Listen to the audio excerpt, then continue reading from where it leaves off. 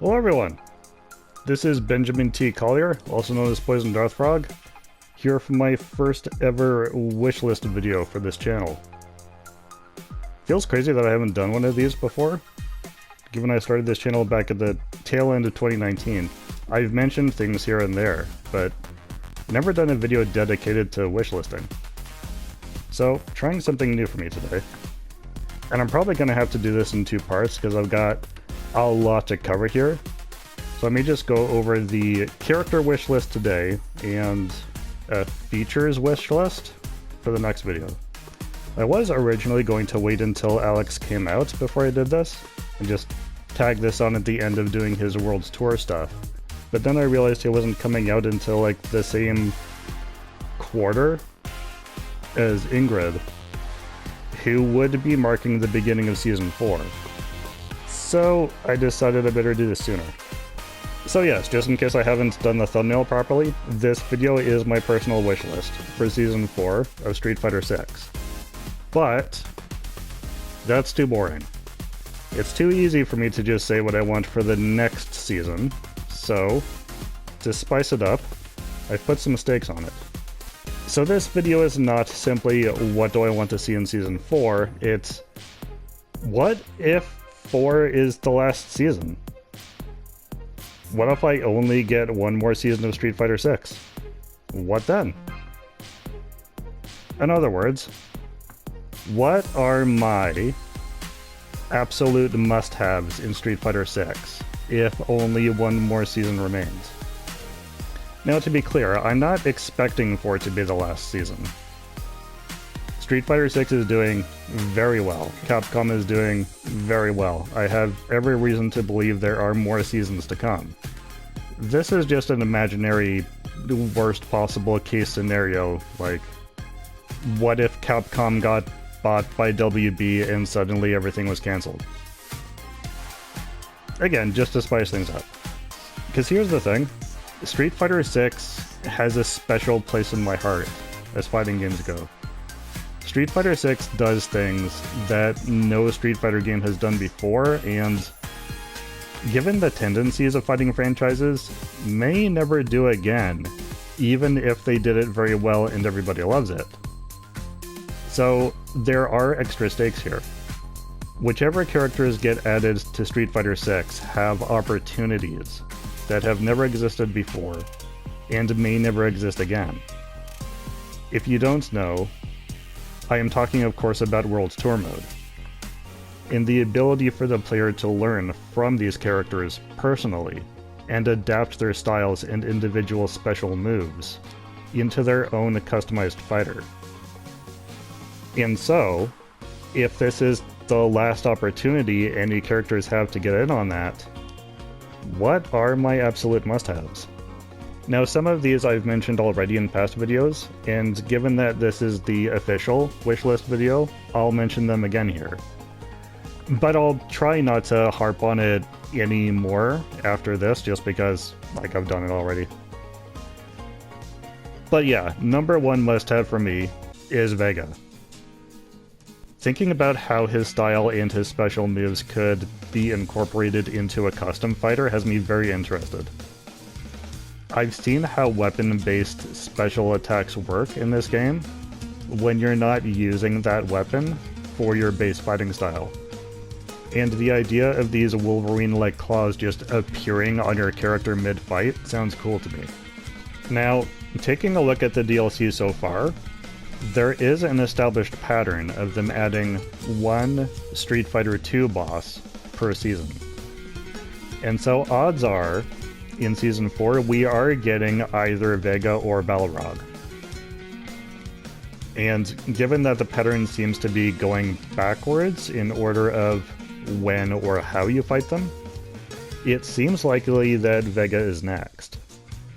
But in all likelihood, there will be at least one more season after 4, and that will likely have Balrog.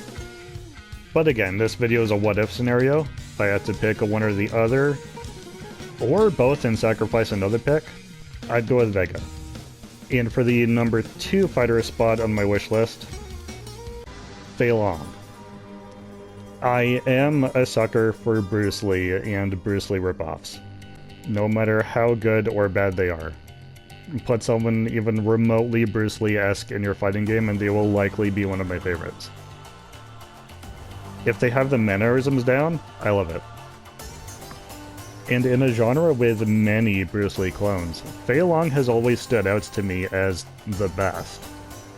Not necessarily because of how closely he resembles the originator of the archetype, but simply because of how good he feels as just someone I want to see in action. I would love both the opportunity to learn from him and copy his moves, and I would love to watch him in tournaments. One of my favorite characters for CPU fights. For my third pick, I feel like we need another guest character. We've had two from one other franchise, and I feel like the love needs to be spread some more. So I'm gonna go with one of the Tekken boys, that being Heihachi, Kazuya, or Jin. I am partial to lasers, so for that reason, I want to say either Kazuya or Jin. And out of the two, I'm personally leaning towards Kazuya for no reason other than the fact that that would mean having Kazuya, Ryo, and Terry Bogard all in the same fighting game. And I don't think that's happened since Smash. So it would be a cool kind of Smash reunion. But yeah, the primary thing for me is the lasers. Of course, decisions would have to be made about how to get that to work in the game, because you don't want to have the human form and devil form taking up two different character slots. I guess it could be a stance change thing, or maybe a level 2 super that makes you spread wings and replaces certain special attacks with lasers. I don't know. And I also don't know how you'd go about explaining how the player character is able to shoot lasers now, unless they get injected with the Devil Gene or something. And that could lead to all sorts of problems. But story reasons aside, I would like to shoot lasers, please. And for my final pick, I'm actually gonna put some asterisks on this one and cheat a little bit, because I do have one important pick just because of what it could mean for the game as a whole to include this character. But if that wouldn't work or function the way that I want, then I'd go for someone else instead. But if it would work for the reasons I would want it to, my final pick is Gen. I know, not the most exciting character, and I've got a Kung Fu expert listed here already, so why again? The reason is this. And I don't know if Gen is actually unique in this, but as far as I can tell, he's the only Street Fighter character with this feature. Apart from Gil, who works differently and kind of awkwardly from what I remember, but the only real reason I picked Gen is because of what he would mean, as is for the player character. Because Gen actually has two fighting styles, each with their own sets of special attacks, that he can switch between at will. That's why I say Gil kind of had that, but it was based on which side of the screen he was on, so it was awkwardly situation specific. They might have given him more freedom on Street Fighter V, I'm not sure. I never got into 5, so just going by what I actually know for sure, I'd go with Gen. But like I said, I'm putting asterisks on that, because for one, Gen doesn't even necessarily have to be a playable character in order to teach you things. We learned in the Terry and My DLCs that now certain NPCs you bump into in the field can just teach you moves. In this case, Gen could just be hanging out in World Tour mode somewhere, and talking to him unlocks the second fighting style slot. That could be enough, in which case he doesn't have to be added to the main roster. But also, the inclusion of the ability to have two separate fighting styles equipped, with different special movesets, and the ability to swap between them mid-combat, is more than just a few lines of code. That would mean a massive overhaul for the game. That fundamentally changes how the player character works. And if that's not possible, or just not practical, then I'd have to change my last pick anyway. And in that case, my backup pick would be Urian. Admittedly, just circumstantially, because he seems like an interesting character with an interesting fighting style and moveset, and I haven't had much chance to get to know him, and so I'm just curious. But also, he seems like he's got some interesting special moves to teach the player. Now, there's a problem with this list. Can you guess what it is? The problem with this list is it's a complete sausage fest. That's no good for an entire season of a fighting game. And if this were just my wish list for the next season as opposed to a surprise final season, this list would be half girls. But don't worry, I'm sure there will be more seasons, and also, there are solutions to this problem even with this list. Because in the fighting game sphere, characters can be replaced. Just because I want to see a particular fighting style return doesn't mean I necessarily need the same characters performing them. I've said before, I think replacing Fei Long with a female disciple of the same fighting style could be a good move. Yes, I would miss Fei Long, but we don't see a lot of female users of Jeet Kune Do or similar fighting styles in fighting games, so that could be a cool twist. I would say Vega's style would work for a female character as well, but for a couple of reasons I don't think Street Fighter 6 is where that would happen. For one, we've been getting the strong vibe of the old gang getting back together. That being the 4 OG bosses of Street Fighter 2. So even if Vega does get replaced by a younger fighter at some point, I don't think that's happening just yet. Secondly, I think we've actually already seen Vega's intended replacement, and it's Ignacio, who at the time of Street Fighter 6 is still a child, and not really tournament ready. He even has the mask. When you look in your inventory at Vega's mask, it says Ignacio's mask. So, him inheriting the style is very thoroughly implied. Gan, though, Gan's quite old, and there is a time jump for Street Fighter 6, so Gan might not even be around anymore, for all we know. So replacing him with a younger student probably makes a lot of sense. And I wouldn't suggest gender-swapping Kazuya or Jin, although if it turns out that Reina can shoot lasers, then I'd be okay getting her instead. And from what I hear, I think Reina is popular right now, and I think her fighting style is based on Heihachi's, so learning moves from her could be functionally similar to learning from Heihachi. Not the same social interactions, of course, but could have a very similar vibe to it. But yeah, personally, like, I still need the lasers. If there's no lasers, then I'm not interested. Like, I have a very simple request, and that is to have Tekken characters with frickin' lasers attached to their heads. I don't care who. It could be Angel. It could be Mokujin. Just give me eye lasers in Street Fighter 6, and the condition will have been met. But yeah, that's just me. Moving on. Now, just for bonus content, I'm gonna talk a bit about other possible characters for future seasons. Because yeah, almost certainly this won't be the last. And I would like to see Makoto and Armika back as well, as I've heard some of you do too. I just want to add some 2 cents to the discussion because I've heard people also want Sakura back. And although I'm not against Sakura coming back, in fact, I'd love to see that, but I do want to ask if you're really sure.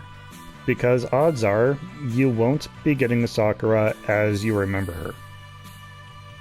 Because remember, there's a time jump in Street Fighter 6. Everyone is a good deal older than the last time you saw them. The last time you saw Sakura, she was a schoolgirl. That was her whole aesthetic. She was the schoolgirl version of Ryu. Today, though, Sakura's not a schoolgirl anymore. She's a grown-ass woman. And her aesthetic today is gonna reflect that. The schoolgirl uniform will exist in the game. The standard approach to returning characters is their default look is the new look, and their classic clothes are outfit 2. But will she even fit in her old uniform? Probably not. So she'll either have to put it on and be popping out in places, which is a different kind of a game, or she'll have to get it hemmed so that it fits again, and the canonical question is, why would she? But that's always the thing with characters who you get to know young, and then the story requires a time jump. How do you show that the character has aged and matured over the years, without losing the sense of who they are deep inside? Because you don't want to change so much that they don't feel like the same person. But you also don't want to have them stay the same so that they come across as a man-child. It can certainly be done. I've seen it. In fact, when they do bring back Balrog, I'm expecting this from Balrog. Because we now know, canonically, that Balrog adopted Ed. Balrog's a dad, yo. Balrog's got dad responsibilities. I'm expecting him to still be Balrog, just more mature. It doesn't matter who you are, being a parent changes you. Generally for the better. I'd like to see an older Balrog with maybe gray dreadlocks for his default look, and then of course the classic for his outfit too. I think that'd be cool. I can give you an example of how not to do it, and that would be Ahsoka. When I heard that show was coming, I binged Clone Wars, because I never actually saw most of it. And through that, I got to really know Ahsoka and actually appreciate her as probably the greatest thing to ever come out of that show. Then when I saw the live-action show, I was like, this is not Ahsoka. I understand that they had to show she was older and more mature, but she didn't seem like the same person. The Ahsoka I knew was snarky, witty, rebellious. You don't lose those traits as you get older. They just become more refined. That's what I hope for Sakura, is that her personality is still there, just a more experienced and refined. Now, it's worth addressing one more boss character, and that's Seth. Though we've already seen Seth change forms at least once, so I guess more accurately Seth 3.0. There is a minor reason I don't see Seth being added, and a major reason. The minor reason is that it would feel redundant for World Tour mode. All Seth can teach you is what he knows, and all he knows is other people's stuff, which you probably already know. Unless he can teach you variations like combinations of moves, lightning-infused 100 hand slap or something. I guess that would be cool. And it would be fun to watch him in the CPU fights I do. And the former versions of Seth could be his alternate costumes. I don't think there's a reason his male and female forms can't work for the same fighting style. And he's got the same voice regardless. But there's another major reason why I don't think Seth will be added to Street Fighter 6 in any of his forms. That reason is because the next version of Seth, Seth 3.0, is already in the game. The next Seth is you. The player character is the new Seth. think about it. What do you do in World's Tour mode? You go around learning all these moves from all these other fighters? Why? For real though, what's the actual reason? You as the player are free to make up your own reasons, but canonically, you're never given a motivation other than to become strong. Doesn't that sound a little programmed? I think C. Viper even hinted at this connection at some point, comparing what you were doing to the end goal of the Seth experiment, while also stating that the Seth experiment was ultimately considered a failure. Whatever flaws the designers saw in Seth, maybe they felt it lacked a certain organic component and decided to redirect their efforts into an entire new living design. Maybe there were certain powers, like the Satsui no Hado, for example, that a machine could never quite grasp. So, they made this entity, which is you, organic and living, but with no specific history or motivation other than become strong. And how you do that is by learning everyone else's moves. And, like Seth, you have the option to just change your gender whenever you feel like it, along with body mass and height and everything, just based on your mood. I would not be surprised. Well, kinda, I don't really expect Capcom to be thinking this deep about fighting game plot twists, but it's fun to theorize. I would not be surprised if it turned out by the end of Street Fighter VI that the real end boss was you all along. Of course, having said all that, if Seth is announced for Season 4, that would be hilarious. I would still stand by my argument that the player character is the next evolution of Seth, or at the very least, the final evolution. Because I do see too many similarities to ignore that. And if time is working the way that I'm expecting it to, then I'll end this video here and get into features that I want to see added in the next video. So, thank you so much for watching. Let me know your thoughts in the comments, who you would like to see added, who your must-haves would be if there's only one more season left. I hope you're all staying safe, and I'll see you later.